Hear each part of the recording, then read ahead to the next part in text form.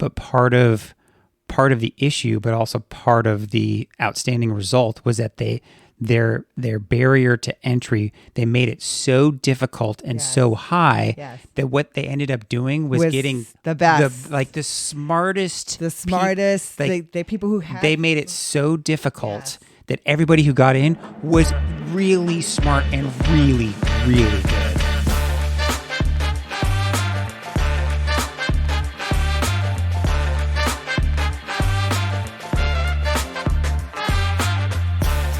Welcome to Talk with History. I'm your host, Scott, here with my wife and historian, Jen. Hello. On this podcast, we give you insights to our history-inspired world travels, YouTube channel journey, and examine history through deeper conversations with the curious, the explorers, and the history lovers out there. Now, before we get into our main topic, if you're watching the live stream or if you're listening to the podcast, if you're watching, give us a like, share the video. If you're listening, please leave us a review on Apple Podcasts or Spotify, wherever you listen, because the reviews truly help, and we're still trying to catch the History Channel and followers. I think we've got a shot to reach their 10 million mark. Now, we are live streaming, so if you're listening to this, you can always catch us. We're going to try to do this on Tuesday nights before our Wednesday video comes out. Yeah. So for those listening to the podcast, if you want to watch the podcast version, the live stream, you can watch that on YouTube, ideally on Tuesday nights. So try checking that out. It might be a fun way to watch this and to listen to it. Although the podcast version is going to be a little bit more edited, I tend to add in some sound effects after the fact. Sure. So, Jen, why don't you tell us a little bit about what we're talking about tonight for our video that's coming out tomorrow? So our video tomorrow is very special. We're doing a video of the Tuskegee Airmen that are buried at Arlington National Cemetery. That's right. So we got to go. This is something that we've actually wanted to do for a while. Yes. We got the idea. I think we may have gotten the idea from like a follower that was asking us about. I think we people did. who were buried there. Yes. So we love getting feedback from anybody that follows us across all these platforms, because this is a great idea. And once they planted that idea in our brains, you just kind of ran wild with it.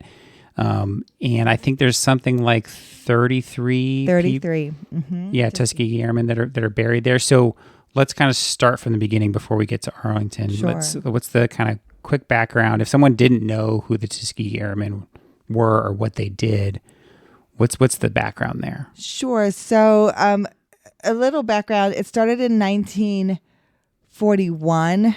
A bill was passed in 1939. There were no African American military pilots before the Tuskegee Airmen, and because of segregation in the military. Right.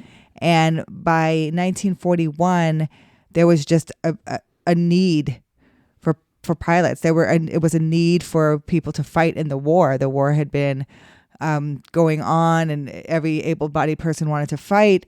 And you had just some people who really were pushing for African Americans to be given the opportunity to fly. That's right. And so the bill was passed in 1939. The funding was found, and they started it at the Tuskegee Institute. And that's why they get the term Tuskegee Airmen, because Tuskegee gets tied together with African American education because of Booker T. Washington. Mm-hmm. It's where the Tuskegee Institute is at. Booker T. Washington was a former enslaved man who started this university that was world renowned and credible for African Americans to study and just to be seen as equality with white people at the time. So what was interesting about the Tuskegee experiment is they took the best of the best. So these African American pilots, it's almost like what they did with the women, is you had to have flying experience. Well, and I think I saw something, I don't know if this is a quote from one of the pilots, but part of the issue, but also part of the outstanding result was that their barrier to entry, they made it so difficult and so high that what they ended up doing was getting the best, the smartest, the people who had. They made it so difficult that everybody who got in was really smart and really, really good. And so most people had to have flying experience, and that's what was unique about Tuskegee Institute, because they had started a civilian flying program in 1939. So for 2 years, they were training pilots. And so these men who were learning aerodynamics and learning how to fly just came in, and they were engineers and doctors and very smart, used to stress, used to taking these exams, very, very, very physically fit. So like you said, it was because they made it so stringent, they were the best. And then they could really lean on each other to motivate each other. So, and they weren't getting the best aircraft to fly. Right. And they weren't, but because they were so good, they were able to adapt. And they wanted to prove themselves, right? Anyone who has that calling to want to be a pilot, like you want to prove yourself. I found that point so interesting when I was doing a little bit of lookups before we started this tonight. Was that, I mean, it's almost like military colleges today. Yes. Right? The standards are so high that you're naturally going to get, the high quality. Now, the reason that they made it back then in 1941 so high is because they were trying to keep people out. Yeah. So they thought if they could make it so difficult. These criteria so hard, there wouldn't be African Americans that could meet it. Right. But that's not true. Right. There were definitely African Americans that could meet it. Between 1941 and 1946, 966 African American men completed the military pilot training at Tuskegee. So almost 1,000 men were able to meet that standard. Yeah, the one thing that what they were trying to use against them actually ended up paying off because they, to fast forward very briefly, they did so well in their overall record as Tuskegee Airmen, as a squadron and all that stuff, as a protection squadron, was so good that it was basically like a shining star that everybody could point to. Yes. That they were like, look, we can, not only can we hang with the rest of the white pilots, but we're better than everybody else. Yeah. Our record is better. Like, you cannot say that African Americans can't be military pilots. No, statistically, they were better than their white counterparts.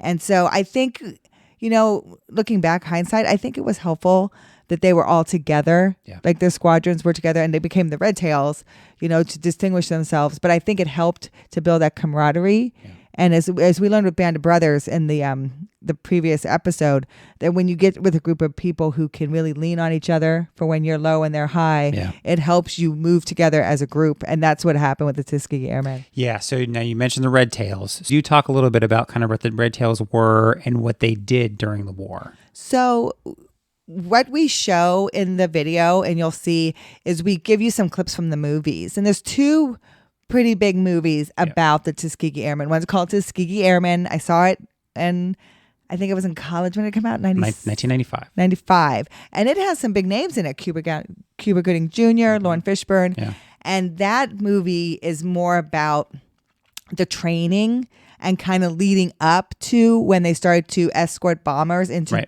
Germany. And then there's Red Tails, which is more of a current movie, 2012. And that's more after training and then all the flying that they did, because it's much more aerial. Well, in 2012, right, we're back in the era of CGI. So they can show a lot. So one of the cool things from an editing perspective was when Jen starts talking about what the Red Tails did during the war, and what these, if you don't know a lot of military aviation history, and I didn't know as much, obviously, and like I say, every single time until I'd made this video with you, was these bomber squadrons, right? They relied heavily on the bombers to drop bombs on the Germans and stuff like that. But the bombers weren't very maneuverable. They're not maneuverable, and they're not very They don't really have good defense. Right. They've got like one kind of turret, but they're pretty stationary. They got to kind of stay on course. Yes. So they can't really defend themselves when the German fighters come at them. They're basically sitting ducks. And that's why they would send so many bombers. Because they thought, if we can just infiltrate you with a ton of bombers, we'll lose some. And they would send, squadrons like the Red Tails. So you get fighter squadrons to escort them. Right. And fighter squadrons would escort them for, small periods of time, as long as they could. Their gas tanks are smaller, and then they would have to turn back. And so that is what the German fighters were hoping for, that they would turn back and then they could shoot these these aircraft down. Well, they were losing too many bombers. So that's when the Tuskegee Airmen were called up to help escort a flight into Berlin. And this is where they kind of at first make their name, and then they're escorts for the rest of the war.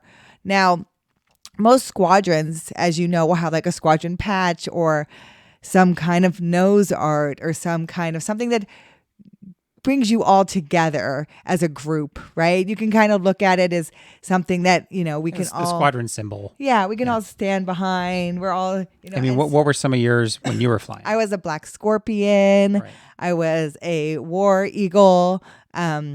You get different, you get different things, and you get different like call signs and for your aircraft, and you have different aircrafts that get painted, different things. Yep. And so I think they were looking for something to connect them all. Yep. And because these are older aircraft too, they're constantly getting maintenance, constantly getting painted. A painted aircraft is lower drag because you're painting. And so they were like, let's make all these tails red. Let's distinguish ourselves. Let's build some camaraderie amongst ourselves. Let's show them that we're like a brotherhood. And so that's what was very distinguishable from the air.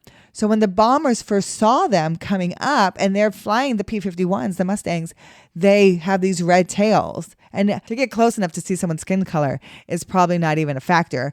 And so they saw these red tails, and these red tails would stay with them longer, would not let bombers get shot down. They were not afraid to engage with the enemy.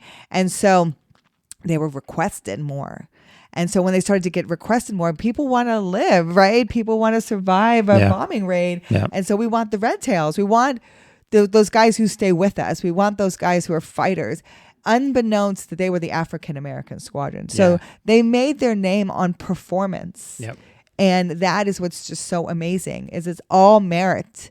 And so it's a great story. It's about, desegregation and the story of America. I just really love what they did together as a group and how they, broke down racial barriers. And you have individual ones who did individual things that we talk about at Arlington, some who got out of the military, but some who went all the way and really broke barriers in the military, in their military service. So it was just a great honor. Yeah, and I think one of the things kind of before we move on to Arlington that I liked about this too, that really made sense when it came to the fact that they were able to do this, right? To break through, some of the early walls of segregation, was you're in the military. And you've talked about this for other military issues that pop up even nowadays. Ultimately, it's about living or dying. You do not care what color the person is, what they wear, who they love. Like, you don't care. If you could keep me alive, and so I can fly this B-29 bomber or whatever it is, so I can drop my bomb and you keep that guy from shooting me down, I don't care what you look like. Yeah. People talk about, we've had this conversation before, that people in the military are interested in those kind of things. The only thing we're really interested in is survival. Yeah. Can you get the job done? Can you get the job done? Can you help me survive? Can I count on you? Can you count on me? That's it. Yeah. If you can do that, great. Awesome. You're part of the team. Yeah. And so that's how I think women have proven themselves. Anybody who is just of a different group or different ideal, if you are just there for the same reasons of survival and to get the job done, and you have that same ideal of the American experiment, then yeah. Yeah. So, and that was one of the things that I had never really thought about till kind of I started making this, and I started seeing some of the clips. I didn't watch a ton of the Red Tails ones, but the Tuskegee Airmen one, I mean, it's, came out in 1995. It's still really good. There's some phenomenal actors in that. They have some great kind of speeches, and you'll recognize a bunch of the actors and newer stuff from nowadays. I think that one was a little bit better than the more modern Red Tails. It came out on HBO. I think it's a lot more dramatic. Yeah. And it was, I think, an HBO made movie. Yeah. I think it's still on HBO if you're interested. But it's more of that camaraderie. They're all coming together. Red Tails is much more, it's a Disney movie. Oh, I didn't realize that. And so it's a lot more of the story, but I think as a bigger group than these individual stories, which I think is a lot more. So that's kind of the background. Now, we mentioned in the beginning that there's 33 buried there. 33. And we didn't make a 16-hour long video it's to pretty find long, to find all 33. Yeah. So we ended up visiting, I think it was 9. 9. Now let's talk about a couple that kind of, we don't have to talk about all 9 of them, but who are a couple that you want to kind of call some? Well, I just want to talk to about, like, we went to sections that had more of them buried. Right. So that's kind of how we we went to sections that had there. I mapped out all the sections, we went to sections that would have like 3 Tuskegee Airmen in there, buried there. And then we went to the monument, right, which is in section 46 by the Tomb of the Unknown. So how we decided who to visit, that's kind of how we did it.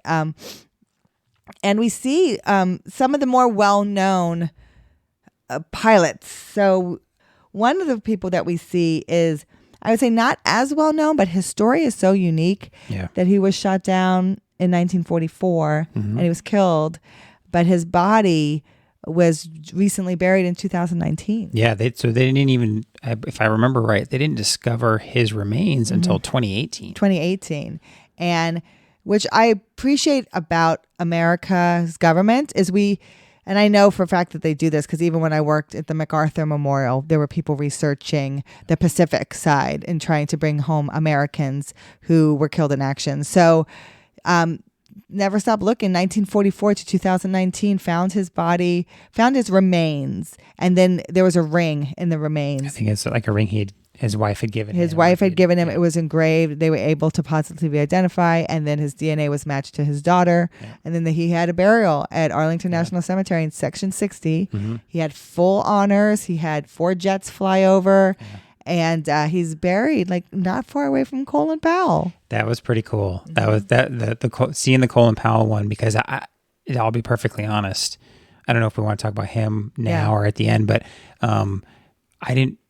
I knew that he had passed away, but I didn't realize it was 2021, right? As of recording right now, it's November of 2022. So it was just over a year ago. Yeah, he's in a newer grave. And in Section 60, Section 60, it's huge. It's a big section. But it's at the very front. And so there's really nobody buried in front of him, or there's no headstones really too near to him. No. So here's Colin Powell, the first African-American Secretary of State, right? And on all this other stuff he did. And he has a basic white tombstone like most people have in Arlington.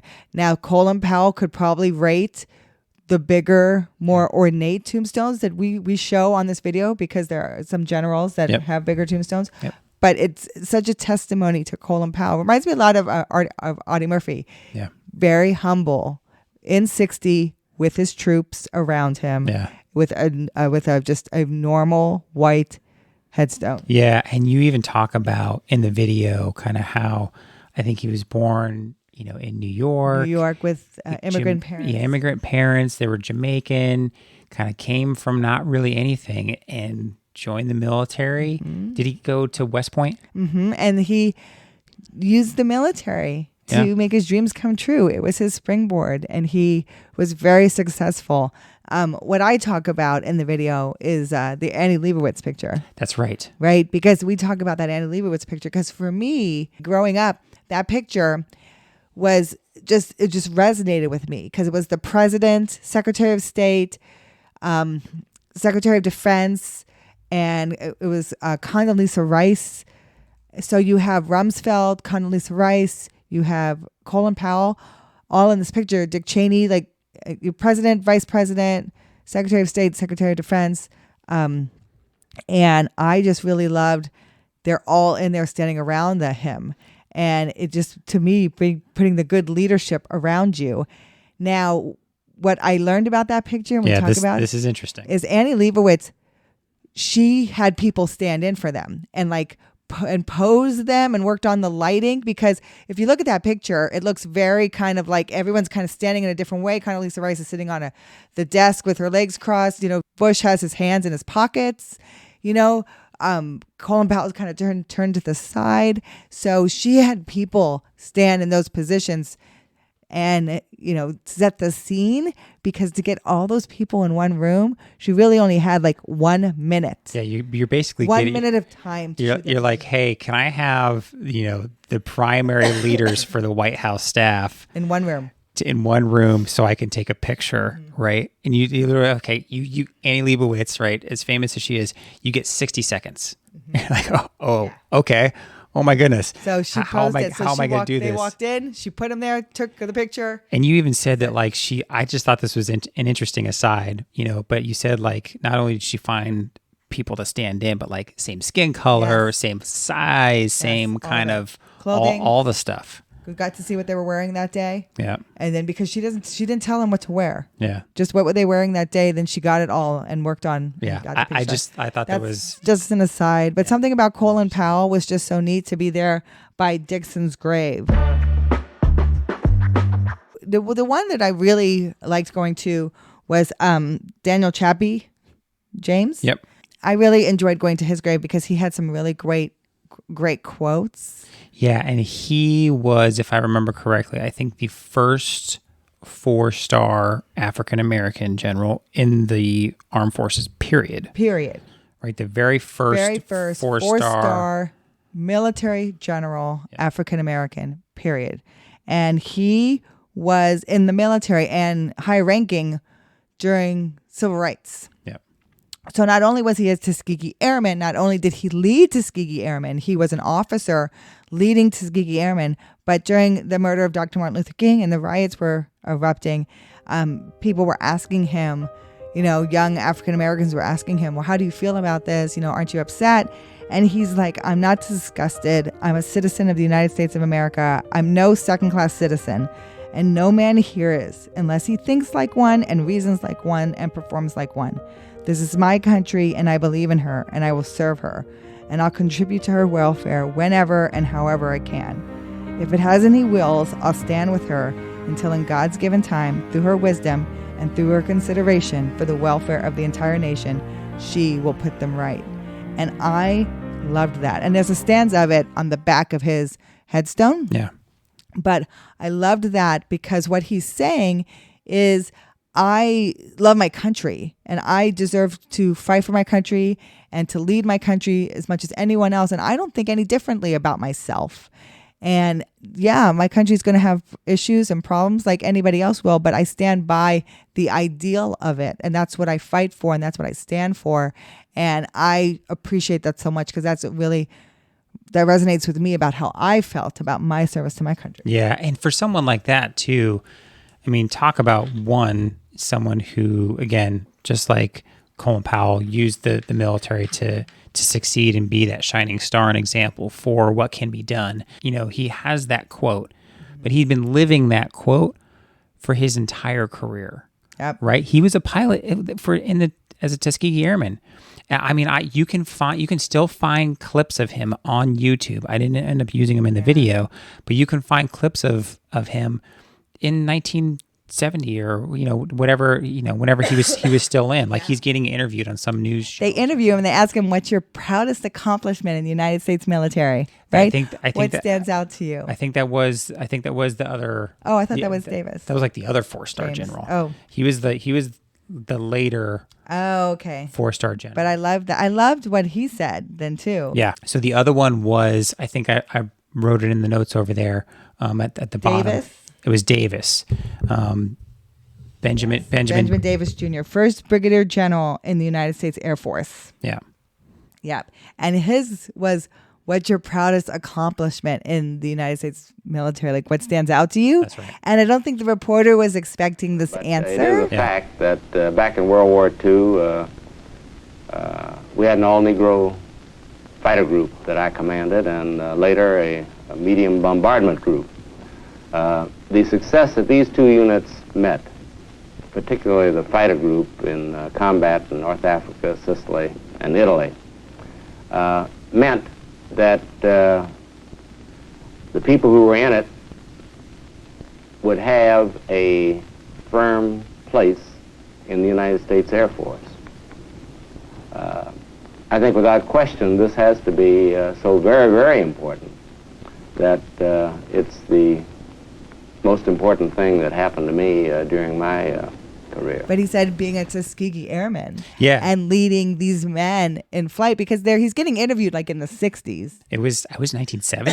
That clip was 1970. So for him to say, "Oh, my proudest accomplishment was being a Tuskegee Airman 20 years ago," but still that is what he still remembered and resonated with him. I thought that was so cool. Yeah. So here he is saying, hey, 25 years ago, and he was actually the commanding officer. Yeah. So he not only was he a pilot, but he was the commanding officer of the Tuskegee Airmen. So he led that unit. And there were only, I think, 2 African-American officers in Tuskegee. Yeah. So when you think about it, who's training all these men are usually white pilots, and most of them are racial segregationists. Like they kind of want the experiment to fail, right? So they're not doing them any favors. They're not helping them out. And so then you have these, 2 African-American officers who are not only dealing with that, but then trying to train and then trying to protect. It's just a very interesting situation to be in, but that's leadership and that's overcoming. And so I really think, he was another one we were very honored to visit. And what's interesting about Davis is his father is not far from him. That's right. And his father also was a general in the Army, I believe. Yep. And so, he sees his father's African American. He's a general in the Army, and he's like with Theodore Roosevelt. Yeah. I think it was like Spanish-American War or something like that. And so he is making his name for himself, and he's like one of the first African-American brigadier generals in the Army. Yeah. And so he's seeing that. That's a very good example for him to become a general in the Air Force. I always think that, if you believe you can do it, and if you do it, if there's no concessions made for you and you're meeting the criteria of everybody else, then you feel that confidence. And why shouldn't I be here? Yeah. I did it. I should be here like everybody else. No, it was neat visiting these graves and seeing the firsts, right, and learning about them. And each time, I thought it was actually interesting that you would talk about how many combat missions they flew. Yeah. And one of the interesting things from that, and you'll see it if you ever watch the Tuskegee Airmen movie, is they talk about how white pilots would usually fly home after about 50 combat missions. Mm-hmm. Right. And the Tuskegee Airmen, and they talk about this in the movie, and I didn't connect it until just now. You talk about this he flew 130, 140, 160 combat missions. Mm-hmm. And in the movie, that's one of their points, right? Is I think it's actually somebody portraying Benjamin Davis, as the commanding officer of the Tuskegee Airmen. He's addressing some congressional members, and John Lithgow is kind of the antagonist, and he's saying, oh, there's Malays and you guys have this record. And he's saying, the white pilots are sent home after 50 missions. We've been out there because they don't know what to do with us. Yes. They just keep flying. Here they are, like you said, flying 2, 3, almost 4 times as many missions and still having the record that they have. It's just incredible. And I didn't really think about it until just now. Yeah. And because you call it out in every single one, you talk about sure. they flew this many combat missions. I want to give them credit for their missions, especially Archer. We go to Archer's grave. Lee Archer Jr., he's considered an ace. That's now, right. There is some controversy around that. I do want to say there are some historians who question the 5th aircraft that he shot down. So what's the ace criteria? So I talk about that in the video. To be considered an ace in the military, you have shot down 5 enemy aircraft. So 5 aircraft makes you an ace. So Lee Archer, is considered one of the first African-American aces in the military. Now, he shot down 3 enemy aircraft in one day. And there's no disputing the 4th, but it's the 5th that comes into question because he shot it down with another aircraft. Yeah. And no one knows exactly who gets credit for that kill, basically. Right. So 4.5, but he is considered an ace. And so I kind of educate about what an ace is, and then pay him some respects being there in his presence. I also wear my leather jacket for this video. I mean, it's beautiful in fall in Arlington. If you can visit Arlington in the fall, it's breathtakingly beautiful. Yeah. If you're listening to our podcast, if you're one of our podcast listeners, after you're done listening to this podcast, go watch the video because the footage we were able to get at Arlington in the fall was just gorgeous. It's gorgeous. Leaves changing colors all over the ground. It just made it so picturesque. But I wore my leather jacket. Now, for those of you who don't know, I was a naval aviator in Operation Iraqi Freedom, Operation Enduring Freedom. But when you get your wings, you get your leather jacket, right? And it's kind of, think about Top Gun and Tom Cruise has all the patches. Well, the Tuskegee Airmen all got leather jackets. And at the time, in the 40s, when you were a naval aviator, everyone gets a leather jacket. Not because it's cool, because you're flying in an open cockpit. Yeah. And an open cockpit, all their trainers were open cockpit. Now, the P-51 is closed, but it's freezing when it's open cockpit. And even closed cockpit, they're flying during the winter in Germany. It's not like you have these high heaters in your aircraft. Yeah. And so you're freezing cold wearing your leather jacket. And the leather jacket does keep you very warm. I flew with it over the Rockies in a D-34, which is a very cold aircraft as well. And I was nice and toasty. But I talk about the significance of me wearing it. I did it, now naval aviators get the leather jacket ceremonially because it's what other naval aviators have gotten. Now, it is part of your uniform. You can wear it with your flight suit, but there is no criteria for the patches. So some pilots will put tons of patches on. Some pilots will put none. I have 2.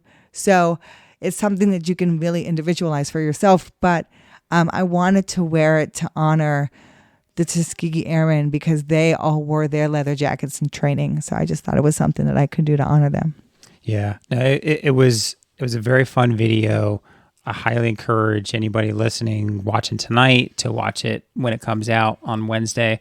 If you're watching the live stream, that's tomorrow. If you're listening to the podcast, it's already out. When you're done listening, go find us on YouTube and watch the video. I thought it was apropos that we were able to do this for Veterans Day. Yes. So it was a really nice way for us to kind of pay tribute to other veterans, right? Obviously, you're a veteran. I'm still in.